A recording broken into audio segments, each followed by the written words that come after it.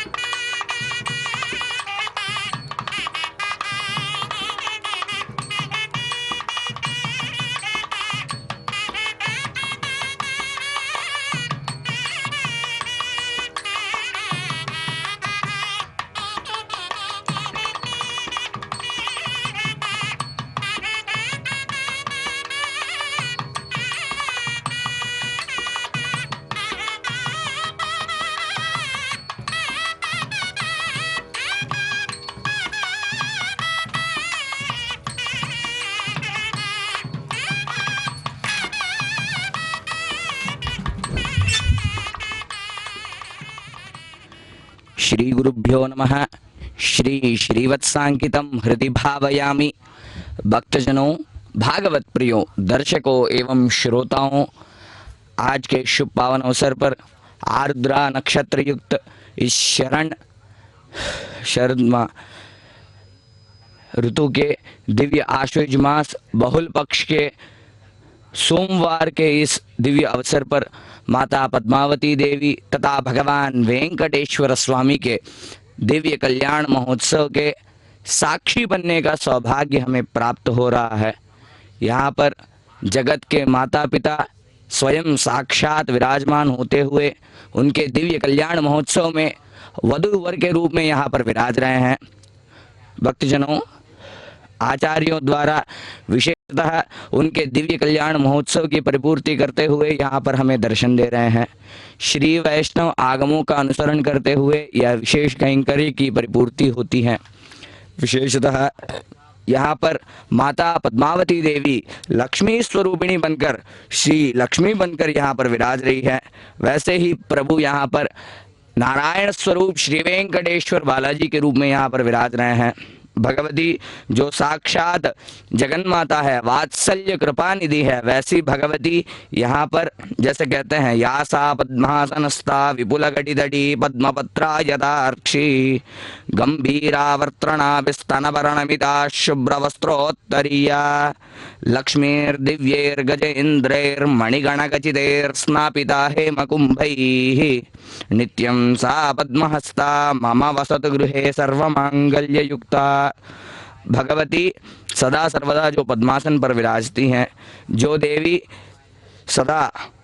संपत्करी हैं, वैसी देवी पद्मासने पद्मऊरु पद्माक्षी पद्मसंभवे त्वं मां भजस्व पद्माक्षी येन सौख्यम लभाम्यहम। देवी पद्मावती जो साक्षात लक्ष्मी स्वरूपिणी है, पद्मासने जो पद्मासन पर विराजती हो, पद्म ऊरु पद्माक्षी जिनका शरीर पद्म समान है, जिनके नेत्र कमल समान है, पद्म संभवे जो पद्म से आविर्भाव हुई हो, त्वं मां भजस्व पद्माक्षी येन सौख्यम लभाम्यहम। आपकी ही कृपा से मैं समस्त सौख्यों को सुखों को प्राप्त करूंगा। ऐसे प्रार्थनाओं के साथ विशेषकर इस दिव्य कल्याण महोत्सव में उभय नूतन वधू वरों का आवाहन आदि क्रियाओं के विशेष कैंकर्य में विशेषतः श्री विश्वक्सेन आराधना, श्री पुण्याहवचन कार्यक्रम तथा भगवान श्री नित्य कल्याण चक्रवर्ती रूप में विराजने वाले श्री प्रभु जो सहस्र शीर्षं देवं विश्वाक्षं विश्वशंभुवं विश्वं नारायणं देवम अक्षरम परमं पदम जैसे कहते हैं, वैसे नारायण स्वरूप जो समस्त ब्रह्मांड में व्याप्त है, वैसे नारायण से माता श्री पद्मावती के इस दिव्य कल्याण महोत्सव में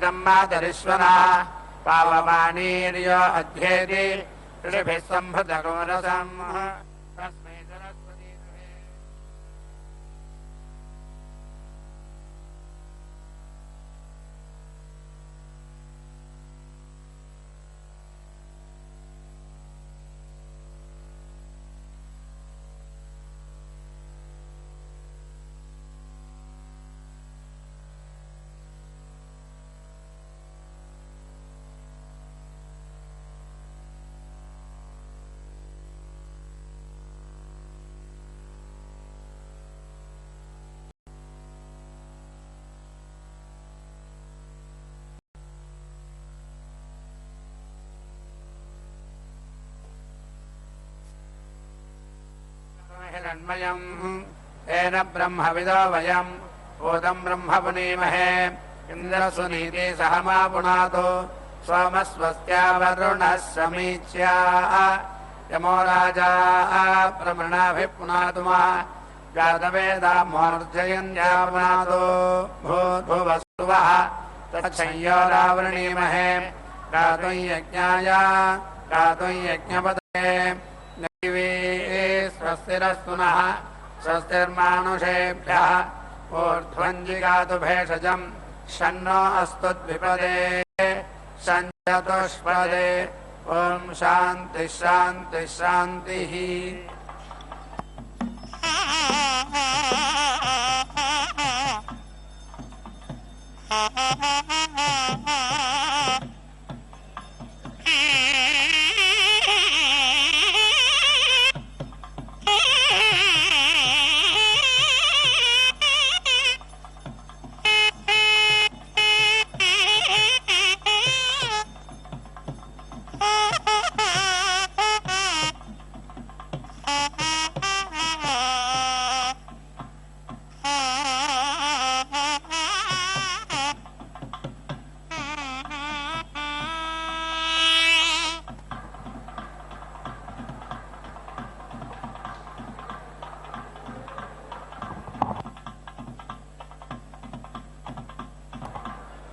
ॐ सन्ते वाजुर्मतिविश्वादधातु हृदयं यद्विलिष्टाम् देवानायश्चरति प्राणधेन तस्मै च देवि वरुडस्तु तुभ्याम् सुजातो ज्योतिषा सहधर्मवरोधमासदस्सुवः वासो अग्ने विश्वरूपकमसंययस्व विभावसो पुरुजेष्ठस्वद्धरावानो देव्या कृपा वृषे च भाषा बृहतासु सुक्वनिराग्नेया हि सुदस्तिभिः ऊर्ध्वपूर्ण ऊतये तिष्ठा देवानसविता ऊर्ध्ववाजस्य सनिधाय सञ्जभिर्वागद्भिर्विक्वयामहे स जातो गर्भो अधिरोदस्य रग्ने चारुर्विभृत ओषधीरो कीर्तस्य स परितमागस्य अग्रप्रमातृभ्यो अधिकनिक्रदद्गाः चिरोभववीद्वन्नः ऋतुर्भवसुषधस्त्वमग्नेः पुरीशवाहनः शिवो भव प्रजाभ्यो मानुषेभ्यः समङ्गिरः मात्यावा पृथिवी अभिजोषुजो मान्तरिक्षं मा वनस्पतीन् प्रैतवाजैकनिक्रदन्नानदत्रासभवत्वा भरन्नग्निं पुरीष्यं मापाद्यायुषः पुरा रासभो वाङ्कटनिक्रदत्सुयुक्तो वृषणारथे दवामग्निं पुरीष्यमासुद्धोषो वहादितः वृषाग्निं वृषणं हरन्नपाङ्गर्भगं समुद्रयाम् अग्न आयाहि वीतयरुतगं सत्याम् ओषधय प्रतिगृह्णीताग्निमेतगं शिवमायन्तमभ्यत्र युष्मान् यस्यन्विश्वा अमतिररादेर्निषेदन्नो अपधर्मतिगं हनते ओषधय प्रतिमोदध्वमेनं पुष्पावती सुविफलाः अयं वो गर्भऋत्वयः प्रत्नागं सधस्थमासदत् विवाजसा पृथनासो सुजानो बाधस्वद्विषो रक्षसो अमीवाः सुशर्मणा बृहतः शर्मणि स्यामट्टेरहगोसुहवस्य प्रणीतौ आवाहिष्ठामया भुवस्यानवूर्जे दधातना महेरणाय चक्षसे यो वशिवतमोरसस्तस्य भाजयते हनः उशतीरिव मातरः तस्मा अरङ्गमामवो यस्य क्षयाय जिन्वता आपो जनयता जनः मित्रस्वगुणसृज्य पृथिवीं भूमिं च ज्योतिषा सह सुजातं जातवेदसमग्निं वैश्वानरं विभुम् अयक्ष्मायत्तासकं सृजामि प्रजाभ्यः विश्वे देवा वैश्वानरा स्वगं सृजन्त्वानुष्टभेन छन्दसाङ्गिरसरे संहृत्य पृथिवीं बृहज्योतिषमेधिरे तेषां भानुरजसहिच्छुक्रो देवेषु रोचते स्वगं वसभिरुद्रैर्धीरैः कर्मण्यामृतम् हस्ताभ्यां ऋत्वीं कृत्वा सुनीबाली करोतु ताम् सुनीबाली सुखभर्ता सुखधीरा स्वोपसा सातुभ्यमदिते मह ओखान् ददातु हस्तयोः मुखान् करोतु शक्त्या बाहुभ्यामदितिर्धिया माता पुत्रं यथोपस्येषाग्निं विभक्तु गर्भः मघस्य शिरोऽस्य पदे स्तः वसवस्त्वा गृह्णन्तु गायत्रेण छन्दसाङ्गिरस्वत्पृथिव्यसि रुद्रास्त्वा गृह्णन्तु त्वैष्टवेन छन्दसाङ्गिरस्वदन्तरिक्षमस्यादित्यास्त्वा गृह्णन्तु जागतेन छन्दसाङ्गिरस्वज्ञौरसि विश्वे त्वा देवा वै स्वानरा गृह्ण्वन्त्वानुष्टुभेन छन्दसाङ्गिरस्वद्दिशासि ध्रुवासि धारयामयि प्रजागमरागस्वरन्धोपत्यको सुवीर्यगंसजातान यजमानायादित्यैरास्नास्यदितिस्ते विलं गृह्णातु पाङ्क्तेन छन्दसाङ्गिरस्वते कृत्वा यसामहे मुखां मृण्मयी योनिमग्नये तां पुत्रेभ्यः सम्प्रायच्छददिति श्रवयानिति वसवस्त्वाधूपयन्तु गायत्रेण छन्दसाङ्गिरस्वद्रुद्रास्त्वाधूपयन्तु त्रैष्टुभेन छन्दसाङ्गिरस्वदादित्यास्त्वाधूपयन्तु जागतेन छन्दसाङ्गिरस्विश्वे त्वा देवा वै स्वानराधूपयन्त्वानुष्टुभेन छन्दसाङ्गिरस्वदिन्द्रस्त्वाधूपयत्वङ्गिरस्वद्वरुणस्त्वाधूपयत्वङ्गिरस्वददितिस्त्वा देवी विश्वदेव्यावती पृथिव्या सदस्ये देवानान्त्वा पत्नी देवीर्विश्वदेव्यावती पृथिव्या सदस्येङ्गिरस्वद्दधतोखे दृशनास्ता देवीर्विश्वदेव्यावती पृथिव्या सदस्येङ्गिरस्वदभिन्दधामुखे स्वा देवीर्विश्वदेव्यावती पृथिव्या सदस्येङ्गिरस्वच्छ्रपयन्तु खेवरोऽत्रयो जनयस्त्वा देवीर्विश्वदेव्यावती पृथिव्या सदस्येङ्गिरस्वत्पचन्तु खे मित्रैरामुखां पचैषामाभेदे एतान् ते परिददाम्यभित्यै अभिमां महिनादिवं मित्रो बभूव सप्रथाः उत शवसा पृथिवीं मित्रस्य दर्शने धृतश्रवो देवस्य सानसे यमुनां चित्रश्रवस्वमन् देवस्तादपिता त्ववतु सुपानिः सङ्गुरिः सुबाहुर्दशक्या अपद्यमाना पृथिव्या सादिशा पुरा उत्तिष्ठ बृहति भवोध्वादिष्ठ ध्रुवा त्वम् पदवस्वाच्छृण्वन्तु गायत्रेण छन्दसाङ्गिरस्वद्रुद्रास्वाच्छृण्वन्तु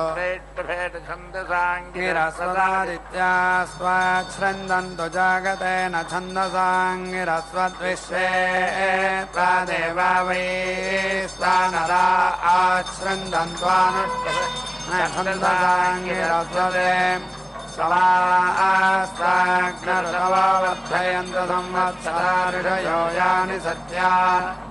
सन्दिव्येन दीदिरोचनेन विश्वा आवाहि प्रतिशपृथिव्याः सञ्चेध्यस्वाग्ने प्रजबोधयैनमुच्यते क्षमहते सौभगाय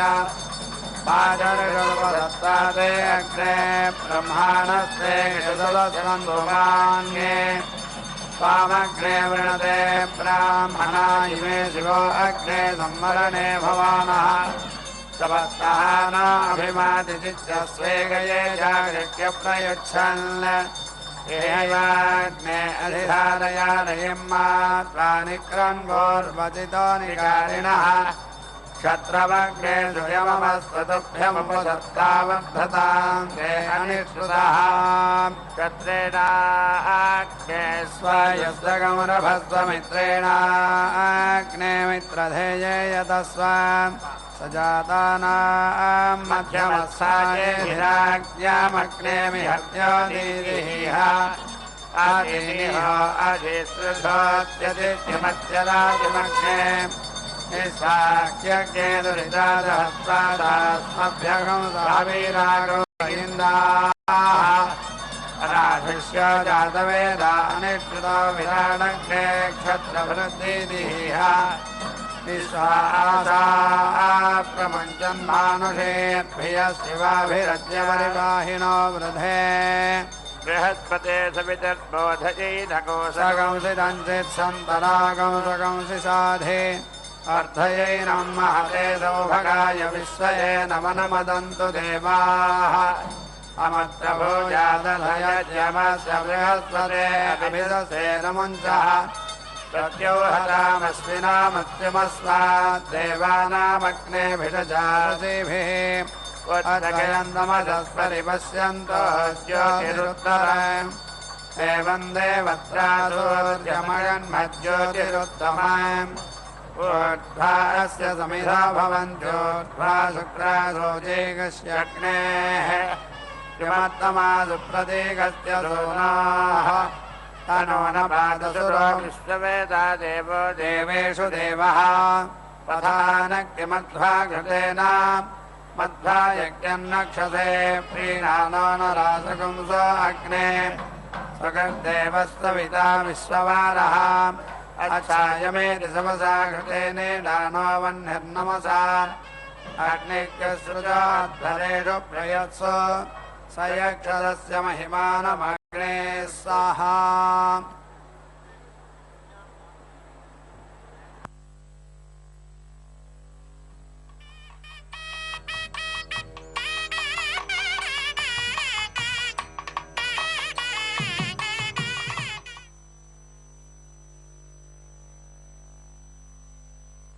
आवती पाहि अलरमेल मंगा इंदिरा रमण गोविंदा गोविंदा। भक्तजनों, यहाँ पर श्री वेंकटेश्वर स्वामी तथा माता पद्मावती देवी के दिव्य कल्याण महोत्सव में आचार्यों द्वारा विशेषतः कैंकर्यों की परिपूर्ति करते हुए यहाँ पर विशेषतः श्री कन्यादान का सुमुहूर्त करवा रहे हैं, जहाँ पर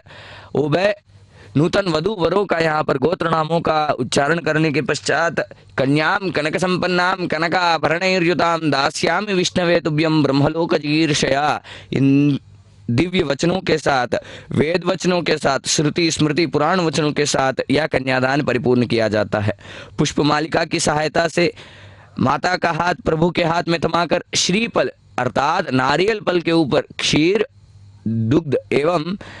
जल से अभिषेक कर यह कन्यादान परिपूर्ण किया जाता है, जहाँ पर संकल्प में कहते हैं, हे प्रभु विष्णु स्वरूप, हमारी पुत्री जो साक्षात लक्ष्मी स्वरूपिणी है हम आपको प्रदान करते हैं ताकि आप हमें ब्रह्मलोक की प्राप्ति दे सको। इन दिव्य संकल्पों के साथ यह कन्यादान परिपूर्ण किया जाता है। तत्पश्चात विशेषतः आचार्यों द्वारा यहाँ पर प्रथमावलोकन का विशेष कैंकर्य का निर्वहन करते हैं, जहाँ पर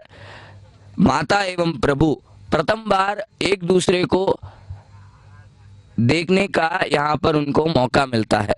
यह एक द्राविड़ संप्रदाय में विशेष विवाह का विशेष है, जहाँ पर वधू एवं वर अपने एक दूसरे को कन्यादान के पश्चात एक प्रथम अवलोकन के शुभ अवसर पर ही एक दूसरे को प्रथम बार देखने को मिलता है। तत्पश्चात आचार्यों द्वारा विशेषतः प्रभु को एवं माता को एक जीरा एवं गुड़ का मिश्रण, जिसे जीलकर्रा बेल्लम करके यहाँ द्राविड़ संप्रदाय में कहते हैं, उसे उनके सहस्रार चक्र पे, उनके मस्तक पर लगाकर उनके ब्रह्मरंध्र को, उनके सहस्रार जो साक्षात ब्रह्मकर्म को परिपूर्ति देने के लिए जो उपयोगी होता है, वहां पर उनको स्थापित कर भगवान एवं भगवती को विशेष कैंकर्य समर्पित करेंगे। तत्पश्चात आचार्यों द्वारा विशेषतः अतिरमणीय रूप से अनुज्ञा प्राप्त करने हेतु, भगवान से अनुज्ञा प्राप्त करने के हेतु यहाँ पर हवन का निर्वहन करेंगे, जहाँ पर भगवान नारायण से अनुज्ञा प्राप्त कर दिक्पालक आदि देवताओं को यहाँ पर हविष समर्पित करने के पश्चात, भगवान नारायण को हविष समर्पित करने के पश्चात विशेषतः मांगल्य पूजन आदि विधियां करेंगे। तत्पश्चात सर्वमंगला देवता का आवाहन कर उनका पूजन आदि क्रियाएं करेंगे तथा भगवान को यह विशेष कैंकर्य समर्पित किया जाएगा। प्रभु के हाथों माता को वह दिव्य मंगलसूत्र पहनाया जाएगा। भक्तजनों, यहाँ इस कल्याणोत्सव की एक और विशेषता है कि प्रभु साक्षात स्वयं इस पृथ्वी मंडल पर इन दिव्य श्रृंखलाओं में, इन दिव्य गिरियों में आकर माता के लिए इस विशेष कैंकर्य को पाने के लिए, इस विशेष विवाह उत्सव को करवाने के लिए तिरुचानूर क्षेत्र में तप किए थे, जिसके तप फल स्वरूप सूर्य नारायण भगवान की कृपा से माता श्री पद्मावती देवी पद्म सरोवर में पद्मावती के नाम से आविर्भाव हुई श्री महालक्ष्मी देवी यहाँ पर आकाश राज की पुत्री बनकर माता इस दिव्य क्षेत्र में विराज रही हैं। माता आकाश राज की पुत्री बनकर नारायण वनम क्षेत्र में अपने पिता के यहाँ रह रही थी। प्रभु स्वयं वकुला माता के पुत्र बनकर श्री श्रीनिवास बनकर, जहाँ पर स्वयं जो साक्षात श्री को अर्थात लक्ष्मी को धारण करता हो अपने वक्षस्थल में, वैसे एक प्रभु बनकर स्वयं जाकर माता से विवाह करके आए। बोलिए इंदिरा रमण गोविंदा गोविंदा। इस दर्शन से समस्त पाप हर जाते हैं। दर्शन करिए और पुण्य प्राप्त करिए।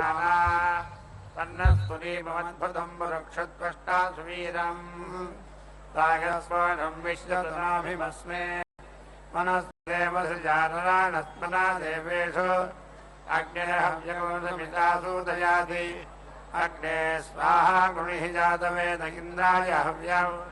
विश्वे देवा हविर्जञ्जुषन्ताम् हिरण्यगर्भः समवर्तताग्रे भूतस्य जातः पतिरेक आसीत् सदा धार पृथिवीन्द्यामते मां कस्मै देवाय विशा विधेमा यः प्राणो निमिषतामहित्वैक इन्द्राजो जगतो बभूव य ईशस्य द्विपदश्चतुष्पदः कस्मै देवाय हविषा विधेमा य आत्मदा वरदायस्य विश्व उपासते उचशयस्य देवाः यस्य छायामृतं यस्य मर्त्यः कस्मै देवाय हविषा विधेमा यस्य मे हिमवन्तो महित्वा यस्य समुद्रगो रसया साहाहुः यस्येवा प्रतिशो यस्य बाहो कस्मै देवाय हविषा विधेमा यं ग्रन्थसि अवसादस्तभाने अभ्यैक्षेतां मनसा तेजमाने यत्राधिसूरमुदितो येति कस्मै देवाय हविषा विधेमा येन द्यो रुग्रा पृथिवी च दृढे येन सुवस्त्रभितं येन नागः यो अन्तरिक्षे रजसा विमानः कस्मै देवाय हविषा विधेमा आपो हयन्महतीर्विश्वमायं दक्षं दधाना जनयन्तीरग्निं ततो देवानान्यरवर्तता सुदेकः कस्मै देवाय हविषा विधेमा यश्चिदापो महिना पर्यपश्यद्दक्षं दधाना जनयन्तीरग्निं यो देवेष्वधिरेव एक आसीत् कस्मै देवाय हविषा विधेमा आकृतिमग्निं प्रयुजग्र स्वाहा मनो मेधामग्निं प्रयुजग्र स्वाहा चित्तं विज्ञातमग्निं प्रयुजग्र स्वाहा वाचो विसृज्यमग्निं प्रयुजग्र स्वाहा प्रजापतये मनवे स्वाहा अग्नये वैश्वानराय स्वाहा विश्वे देवस्य नेतुर्मत्तो वृणीत सख्यं विश्वे राजकिषुध्यसे जम्नं वृणीत पुष्यसे स्वाहा मासुभिता मासुरिषो जगमहस्वासो अम्बदृष्टमी यजगस्वार्चिश्चेदं करिष्यथः जगमहस्वदेवी पृथिवी स्वस्तया सुरी मायास्वया कृतासि दुष्टं देवानामिदमस्व हव्यमनिष्टात्वमुदिः यज्ञे अस्मिन् निद्रैता मुखान्तपैषामाभेदि एतां ते परिदधाम्यभिद्यै नृण्णस्यर्पिरासते प्रत्नोः दावरेण्यः सहजस्पुत्र अद्भुतः परस्याधिसम्मतो वरागो अभ्यातरा यत्राहमस्मितागो अवा परमस्यापरावतो रोहितत्प्रजहाकैः पुरेश्य पुरप्रियोग्ने त्वन्दरामृतः श्रीदत्वं मातुरस्यापस्थे विश्वान्यग्ने वयुनानि विद्वान् मैनामर्तिरामातपसाभिदोषितोऽन्तरस्यागो शुक्रज्योतिर्विभाहि अन्तरग्ने रुचात्वमुखायि सदने स्वे तस्यात्मको हरसातपञ्चातवेदः शिवो भव शिवो भूत्वा मह्यमग्नेथोऽसीद शिवस्वाम् शिवा कृत्वा स्वां योनिमिहासुरः यदग्ने यानि कानि च ते दारूणि दध्वसि ततः स्तोतोभ्यामिद्घृतं दद्युषस्वयमिष्य एतत्युपजिह्विकाय त्वम्रो अधिसर्पति सर्वं तदस्तु ते घृतं दद्युषस्वयमिष्य रात्रिको रात्रिमप्रयावं भरन्तो स्वादेव तिष्ठते घातमस्मै रागस्पोषेण समिदामदन्तो क्षेमाते पृथिवेशानुराम नाभा पृथिव्याः समिधानमग्निगो रागस्पोषाय बृहते हवामहे बृहदं मदं बृहदुक्थं यजत्रञ्जेतारमग्निं पतनासुसासहे यास्सेनाभित्परीरां व्याधिनीरुगणामुता ये सेनाये तस्करास्तागस्ते अग्ने विदधां यास्ये नग्रष्टाभ्यां मलिं लोञ्जम्भे तस्करागमुता हनोभ्यागस्सेनान् भगवस्तागस्पङ्खादसुखादितान् ये जनेषु मलिम्रवस्तेनादस्करावने ये कक्षे श्रघाजवस्तागस्ते दधामि जम्भयोः यो अस्मभ्यमराति स्यात्यश्चरात्वेषते जनः इन्दाद्यो अस्मान् दिवसाद्यार्वन्तम् अस्मसागुरु सकंसिदं मे ब्रह्म सकंसिदं वीर्यं बलम् सकंसिदं क्षत्रं ज्येष्ठयस्याहमस्मि पुरोहितः उदेशां बाहु अचिरमुद्वत्सोदो बलम् चिरामि ब्रह्मणामि तानुन्नयामि सागम् अहं जानार्कमुर्याव्यज्यो धर्मर्गमायुश्रितेरुजानः अग्निरमृता भवद्वयोभिर्गदे नन्द्यो रजनयत् सुरेताः विश्वारूपाणि प्रतिमुञ्चते कविः प्रासावीत् भद्रं द्विपदे चतुष्पदे विनागमख्यत्सवितावरेण्यो नु प्रयाणमुषसो विराजति न क्रोशासा समनसा विरूपे धापयेते सुमेकं समीची यावाक्षामार्क्वान्तर्विभातिरेवाग्निन्धारयन्द्रविनोदाः सुवर्णोऽधिकरुत्मान् त्रिवृत्ते शिरोगायत्रं चक्षुस्तोम आत्मा सामदे तनोर्वामदेव्यां मृगद्रथन्तरे पक्षो जिज्ञायज्ञयं पुच्छं छन्दागस्यङ्गानि धिष्ठिया सभायुजोगुंषिनामा सुवर्णाधिकरुत्मान् दिवं गच्छतु स्वप्रदाम् अज्ञेयं यज्ञमध्वरं विश्वतः परिभूरसि स ये देवेषु गच्छति सोमयास्ते मयो भुव ऊतयः सन्ति दासुषे साभिर्नामिता भव अग्नेर्मोद्धा भुवः त्वन्नः सोमया ते धामानि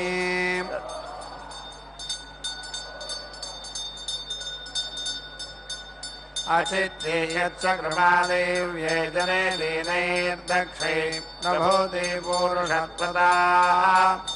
देवेषु च सविधर्मानुषेषु च त्वन्नो अत्र सुवतादनागसः चोदयित्री सुमृतां चेतन्ति सुमतीनां यज्ञन्दधे सरस्वती पावीरवी कन्याचित्रायुः सरस्वती वीरवत्नी धियन्धात्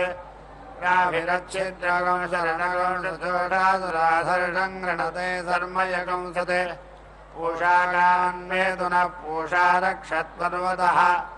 पूषा वाचकं सनोतुनः शुक्रन्धे अन्यद्य जदन्ते अन्यद्विषुरूपे अहनि द्यौरिवासी विश्वाहिमाया अवधिस्वधावो भद्रादे पूषन्ह्यरातिरस्तु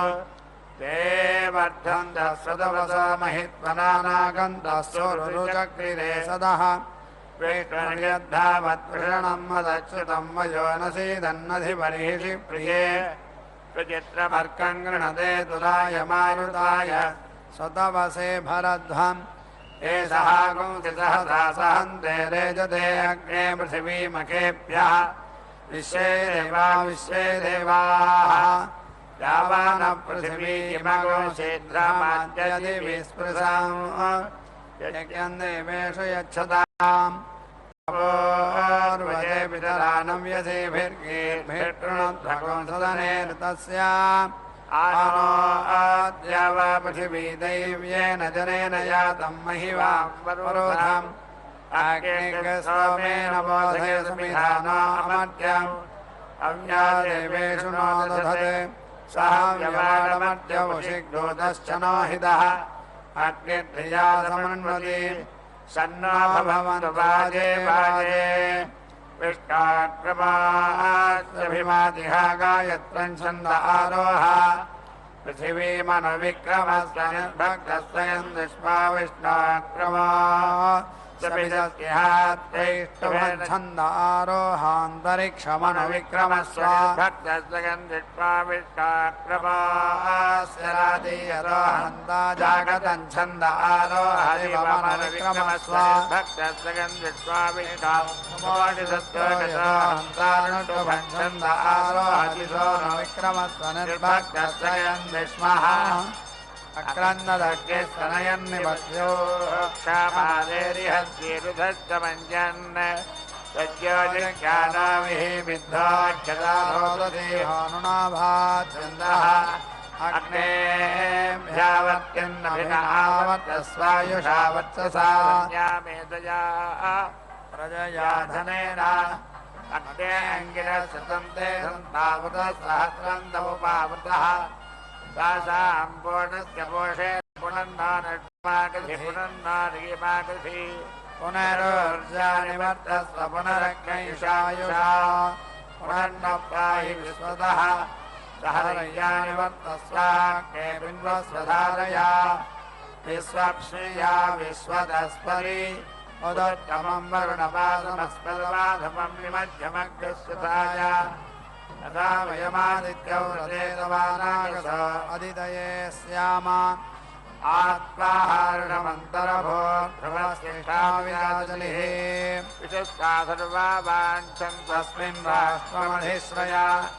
अग्ने बृहन्नरदामूर्ध्वो अस्सान्नित्यग्निमान् तमस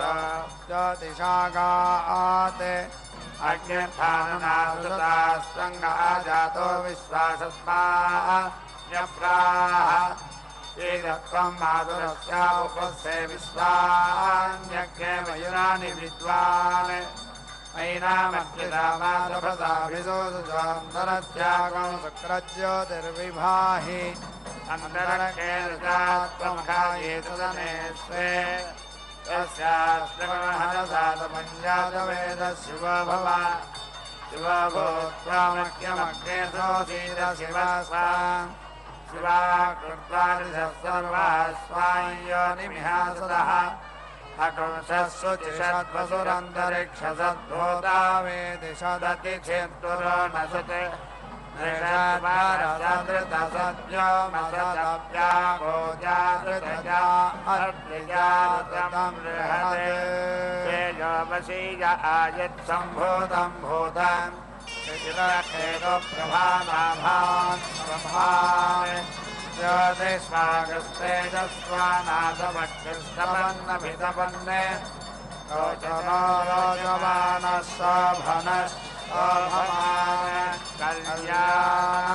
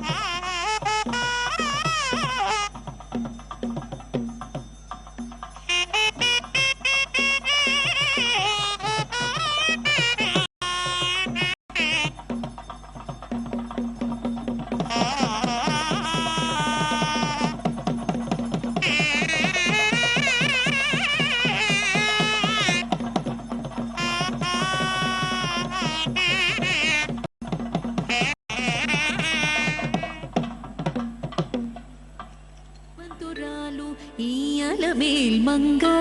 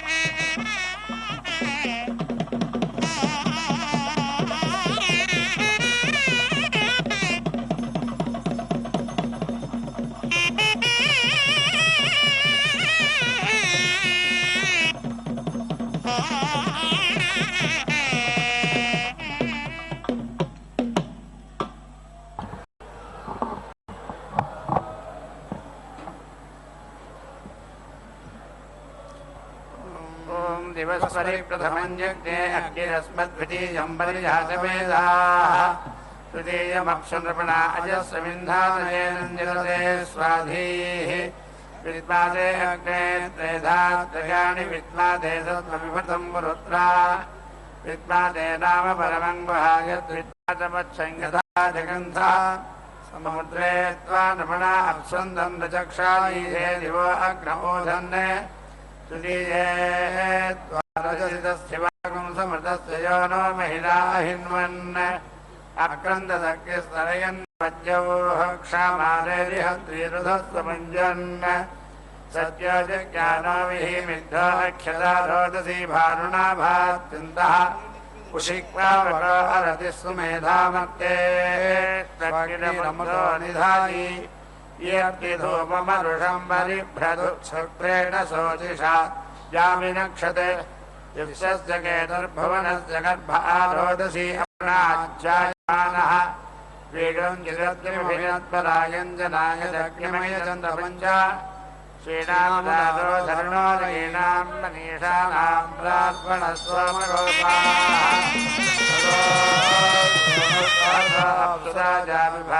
प्रार्पणस्वमगोपाजाविभात्यक्रवटुदामिधानः यस्ते अद्य गणवद्भद्रशोचे भूपन्देव कृतवन्तमग्ने प्रदन्नय प्रददां वस्याभिजुम्नं देवभक्तय्यविष्ठा आनन्दं भजसौ सबलेष्वग्नमुत्थौ भजदस्यमाने प्रियः सूर्ये प्रिय अग्नाभवात्युद्यातेन भिन्नतदुज्जनित्वैः समग्ने यवाना अनुज्योनमिश्रावसो निधिरेवायानि त्वया सह द्रविणमित्समानां व्रजङ्गो मन्दमुषिजो व्योरुः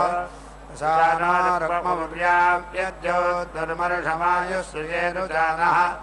अग्निरमृतो अभवद्वयो भिर्यदे नन्द्यौरजनयत् सुरेताः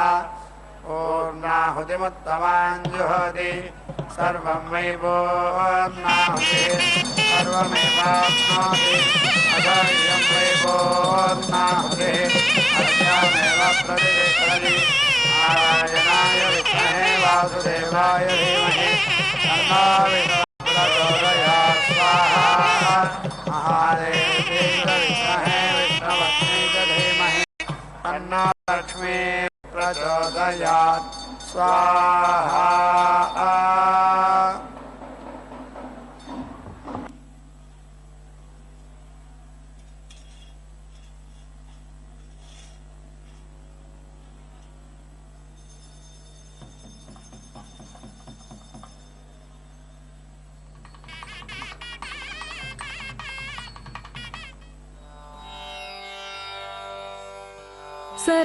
सरसिजमुखी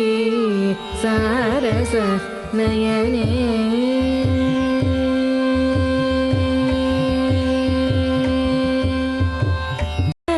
सरसिजमुखी सारस नयने सरसिजमुखी सारस नयने सरसिजमुखी सारस नयने सफल मनोरथ साधन शुभदे सरसिजमुखी सारस नयने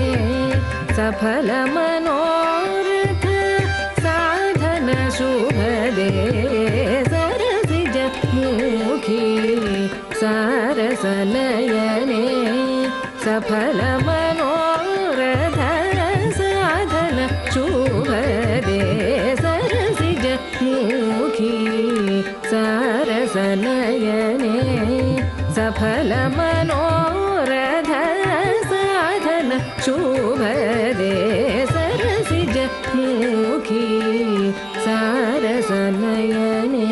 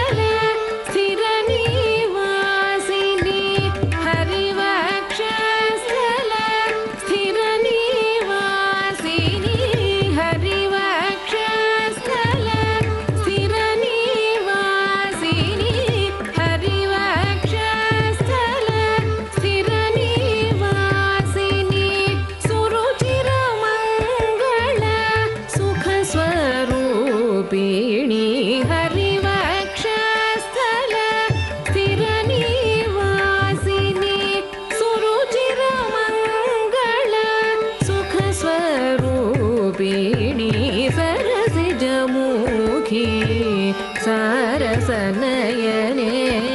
सफलमनोरथ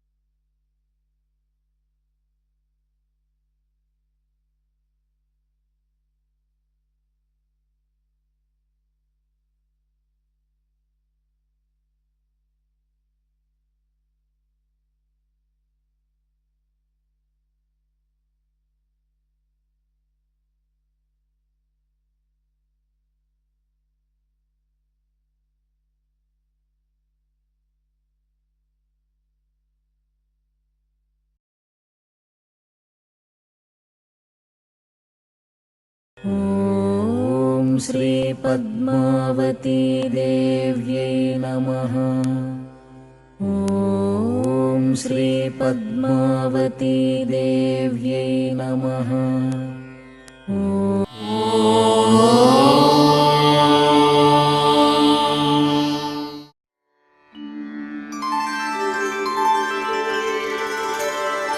विना वेङ्कटेशं ननाथो ननाथः सदा वेङ्कटेशं स्मरामि स्मरामि। हरे वेङ्कटेश प्रसीद प्रसीद। प्रियं वेङ्कटेश प्रयच्छ प्रयच्छ।